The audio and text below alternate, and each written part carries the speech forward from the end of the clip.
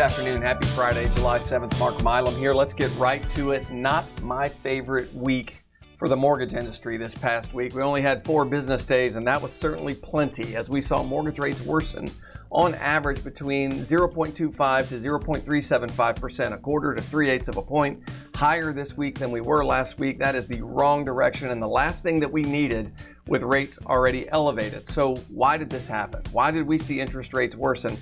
And to get into this, it's going to get a little technical, but we got some really bad news on Thursday in the form of an ADP jobs report. This is the ADP jobs report stating that the private sector companies added 497,000 jobs in June, more than double expectations. Expectations were that we were going to add about 267,000 jobs. We added 497,000 jobs. That is the exact thing that the Federal Reserve does not want. They do not want to see us adding almost 500,000 jobs in the past 30 days. That's not good news for inflation.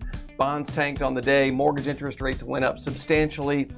But there is a fly in the ointment. There is a monkey in the wrench, and it's how ADP publishes this report. Now, ADP handles payroll for 1 out of every 5 U.S. workers. That's a big number, and that's why they publish this report a day in advance of the actual government report.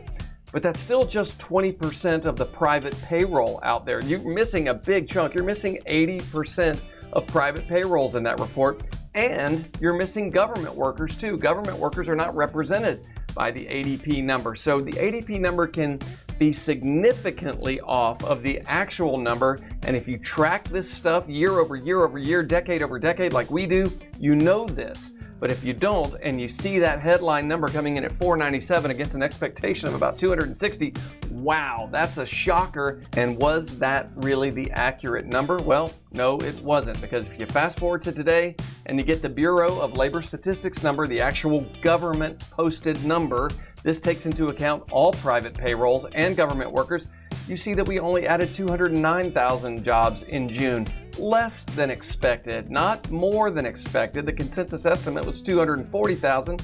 We added 209,000. Turns out the job market isn't quite so hot. So have we rebounded? Did we regain all of that loss from yesterday?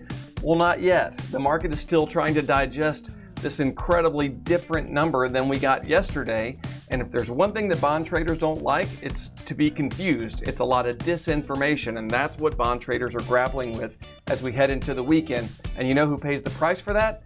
Anyone looking to buy a home. This is a significant blight on the mortgage industry, on the data that we're trying to digest to make sure that we're getting inflation under control. What else is happening this week? Well, let's take a look at what Redfin posted in terms of year-over-year inventory and new listings particularly.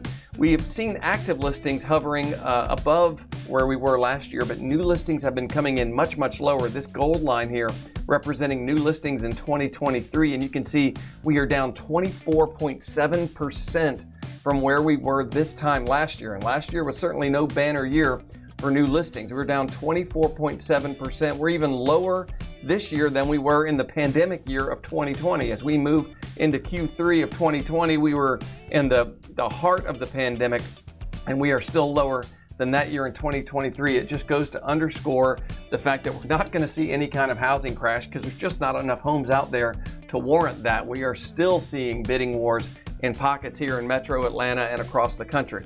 Of course, all of this paints an unhealthy housing market, and unfortunately, that's going to be the narrative until we see interest rates start to decline, loosen up some of that inventory, improve affordability, and all eyes will be on the Consumer Price Index as it comes out later this month, hopefully continuing to further the narrative that inflation is getting under control.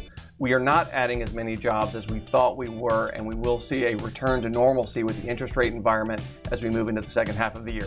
If I can be of any service to you over the weekend, don't hesitate to reach out, mark.milam@highlandmtg.com.